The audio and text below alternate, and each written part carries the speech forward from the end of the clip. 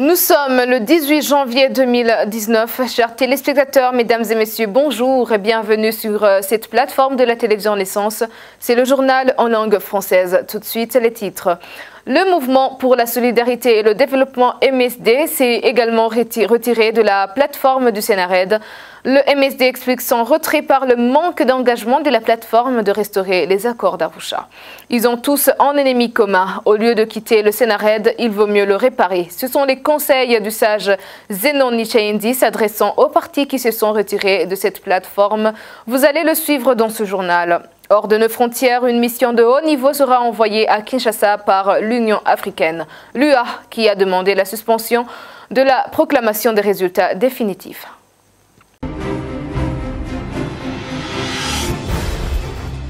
Encore une fois, bienvenue dans ce journal. Le parti MSD vient de se retirer du Sénarède. La cause de ce retrait est que les dirigeants de cette plateforme cherchent leur intérêt personnel. Au lieu de viser la restauration des accords d'Arusha et la constitution bafouée par Pierre Nkurunziza, propos de Epitas Nshimirimana, porte-parole du MSD, il dit néanmoins que le Sénarède peut être un obstacle pour le combat que ce parti a mené dans sa lutte de ramener en état de droit au Burundi. Suivez-le. Baragiye hamwe bivanye n'ibihe byari bihari barashinga urunani witwa Senarede Giriteka. Le parti MSD, comme tous les autres partis politiques, se sont mis ensemble afin de créer le Sénarède Giriteka dans le cadre de chercher comment restaurer les accords d'Arusha et la constitution burundaise qui venait d'être bafouée par Pierre Nkurunziza. Mais ce qui est dommage, le Sénarède n'a pas pu continuer dans le même chemin, le chemin qui a été l'origine de la création du Sénarède. Les membres du Sénarède ne visent pas l'intérêt commun. Eux, ils visent leurs propres intérêts qui bloquent en effet le processus du travail de ce dernier. Après avoir vu que le Sénarède peut être un élément gênant pour le parti MSD dans sa lutte de défendre le respect des accords d'Arusha et la réconciliation, il décide de se retirer du Sénarède Giriteka. Le retrait du MSD au Sénarède Giriteka ne peut pas être une faveur pour le pouvoir de Bujumbura, car il n'est ni un pouvoir qui tue sa population, un pouvoir qui vole le trésor public, un pouvoir qui emprisonne gratuitement son peuple, un pouvoir qui s'empare des biens de la population. Comment peut-il être un pouvoir? Un jour, le peuple burundais va se débarrasser de lui. Ubutegetsi butora ibintu by'abarundi bakoreye barondeye nta tegeko na rimwe rikwirikijwe. Ubwita ubutegetsi gute? Kandi karya abarundi bazogasenyura bitari vya kera. Les dissensions qui hantent la plateforme de l'opposition Sénarède n'ont pas la raison d'être, selon l'ancien de l'institution des notables Burundi, Zenon Nichayendi. Il explique que ces partis qui se retirent de cette plateforme, devraient songer à la réparer au lieu de la quitter, parce qu'ils ont tous un ennemi commun. Et conformément à l'héritage de nos ancêtres, il fallait oublier toute chose qui pourrait être l'objet de division avant qu'ils ne parviennent à vaincre l'ennemi commun. Il ajoute que tout le monde devrait se sentir interpellé dans la lutte contre un pouvoir dictatorial de Bujumbura. On le suit, il a été joint par téléphone. Les membres du Sénarède, ceux qui sont dedans ou dehors, ceux qui sont au Burundi ou ailleurs, ils n'ont absolument aucune raison d'entretenir des dissensions, des débats inutiles, surtout des dissensions. Parce que la dissension favorise l'ennemi commun. 1. 2. Il n'y a aucun intérêt à tirer de la dissension, ni présent, ni futur. La seule raison qu'ils peuvent avoir, c'est de dire nous devons combattre l'ennemi commun. Que personne ne se trompe, que personne ne dise oh moi je ne suis pas de l'opposition Sénarède, je suis de l'opposition douce ou carrément je suis du côté du CNDD-FDD. Les membres du CNDD-FDD devraient s'inquiéter les premiers parce que à un moment donné, ils vont être rattrapés aussi. On va les massacrer comme ils l'ont fait contre un des meilleurs piliers de ce régime, Adolphe Nshimirimana. Où est Jean Petit, celui qui a sauvé Nkurunziza? Où est-il dans la tombe? Où sont les militants de première heure qui ont dû s'enterrer eux-mêmes creusaient eux-mêmes leur tombe et s'enterraient eux-mêmes. Les premiers militants du CNDD-FDD. Où sont les meilleurs piliers du CNDD-FDD? Beaucoup sont dans la tombe ou en exil. Il n'y a aucune raison pour tout Burundais de se chamailler avec le Burundais ou avec l'étranger. Il faudrait combattre ce régime ensemble comme un seul homme parce que l'ennemi est un. Il est un pour le SNARED, il est un pour le FNL, il est un pour tout homme. Et le positionnement dont question, c'est encore une futilité futile. Il n'y a aucun positionnement à se faire. Des élections, il n'y en aura pas. En tout cas, il n'y aura pas d'élection pour ceux qui sont maintenant dans l'opposition. Qu'ils ne se trompent pas. L'opposition devrait être une voix, un chef, un objectif. Voilà, ça ce serait solide. Qu'il soit à l'intérieur ou à l'extérieur, une consigne, l'unité. Celui qui contrevient à ce principe de combat absolument élémentaire, il se trompe. Le positionnement devant un régime comme celui-ci, c'est une illusion avant de l'abattre. C'est une illusion, la tricherie reste, elle s'est encore aggravée, les élections seront trichées, truquées, comme au Congo, à côté. Les élections seront brutales, violentes, aucune transparence, que personne ne se dise, moi, je vais demander pardon, on va lui couper la tête, peut-être, avant les élections. L'ennemi, on le combat à tout moment, dans tout ce qu'on fait, dans tout ce qu'on dit, même quand on dort, on combat l'ennemi. Ce sont les enseignements de nos ancêtres, parce qu'eux savaient ça. Ils savaient se battre pour la survie d'un peuple. C'est pour cela qu'ils ont construit du solide pendant des millénaires, pendant plus de 10 000 ans. Ils ont construit le Burundi que ces gens de Bujumbura sont en train de détruire. Personne d'entre nous, aucun Burundais ne devrait leur accorder le moindre répit, le moindre délai pour continuer à massacrer, à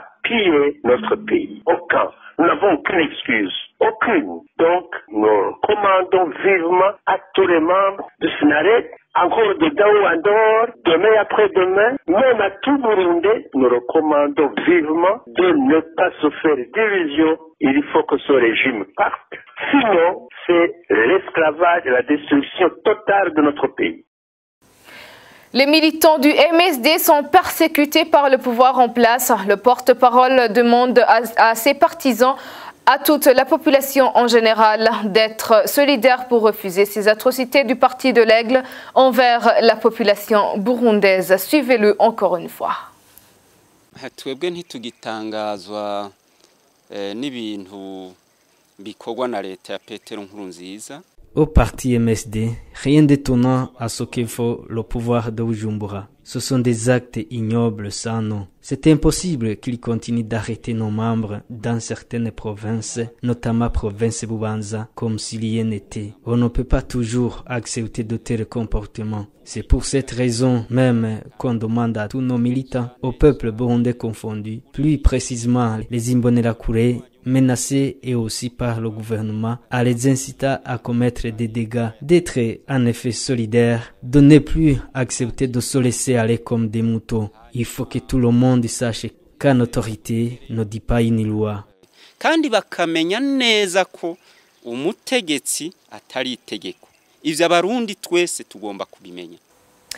Certains nourrissent un grand espoir sur le sommet des chefs d'État de l'EAC prévu le 1er février prochain. Emmanuel Ndereimana, secrétaire exécutif du parti UPD d'Igamiwanga, dit que les pays de l'EAC pourraient venir à bout de la résistance de Nkurunziza en prenant des mesures restrictives à son encontre. Suivez-le. Si jusqu'aujourd'hui, il n'y a rien qui s'est fait, c'est parce que Nkurunziza a toujours été absent. Tout ce que je te dis, c'est dans l'espoir où il se présenterait. Parce qu'à ce moment-là, il pourra exposer ses conditions pour faire profil bas. Quoi? Sa sécurité peut-être? Parce qu'aujourd'hui, si la paix revient, je ne vois pas dans quel quartier ou dans quelle province Nkurunziza peut vivre en cohabitant avec la population facilement. Il risque d'être déchiqueté, déchiré comme ça. Alors il va négocier sa sécurité. Il va négocier la sécurité des biens qu'il a collectés par vol et autres, les biens mal acquis. Il délègue toujours un groupe de gens qui n'ont pas prérogative de prendre des décisions. Alors, cette fois-ci, ce qui me donne espoir est que c'est déjà trop.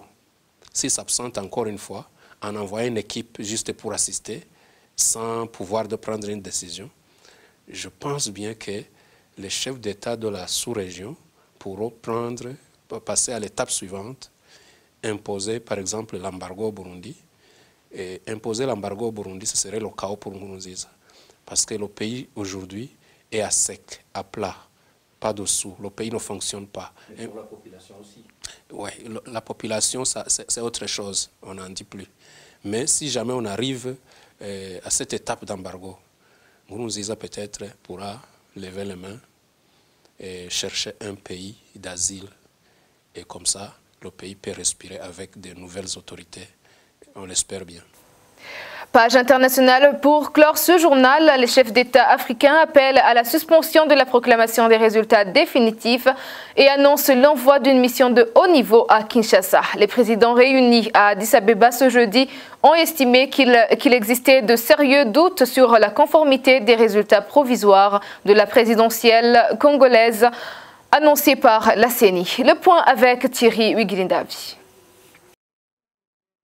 C'est un véritable coup de tonnerre. Les chefs d'État africains réunis à Addis Ababa pour examiner la situation en RDC, son jeudi ont appelé les autorités congolaises à s'abstenir pour proclamer les résultats définitifs des élections du 30 décembre. Les chefs d'État et de gouvernement qui ont participé à la réunion ont conclu qu'il y avait de sérieux doutes sur la conformité des résultats provisoires proclamés par la Commission électorale nationale indépendante avec les suffrages exprimés, indique le communiqué publié sur le site de l'Union africaine. Par conséquent, les chefs de l'État et de gouvernement ont appelé à la suspension de la proclamation des résultats définitifs des élections, peut-on encore lire dans le texte rendu public par l'Union africaine. Les chefs d'État présents se sont mis d'accord pour déployer urgemment une délégation de haut niveau en République démocratique du Congo, comprenant le président en exercice de l'Union africaine, le Rwandais Paul Kagame, le président de la Commission de l'Union africaine, le Tchadien Moussa Faki Mahamat, ainsi que d'autres chefs d'État, afin de créer un consensus pour sortir de ce qu'ils qualifient de crise post-électorale. Le communiqué de l'Union africaine a été publié au terme d'un huis clos de chefs d'État et de gouvernement de la Communauté de développement de l'Afrique australe, SADC, et de la Conférence internationale sur la région des Grands Lacs, CIRGL. La République démocratique du Congo est membre de ces deux organisations sous-régionales, mais le chef de l'État sortant Joseph Kabila Kabange, n'ayant pas fait le déplacement, aucun représentant congolais n'a été admis dans la salle du huis clos. Les chefs d'État qui avaient répondu présents dans cette réunion extraordinaire de ce jeudi sont le Ghanéen Alpha Condé, le Tchadien Idriss Déby Itno, Abiy Ahmed de l'Éthiopie, Hage Geingob de la Namibie, Paul Kagame du Rwanda, João Lourenço de l'Angola, Edgar Lungu de la Zambie, Yoweri Kaguta Museveni de l'Ouganda et Denis Sassou Nguesso du Congo-Brazzaville. Merci beaucoup Thierry Wigilindavi. C'est par ici que s'achève notre journal. Merci de nous avoir suivis. À la prochaine édition.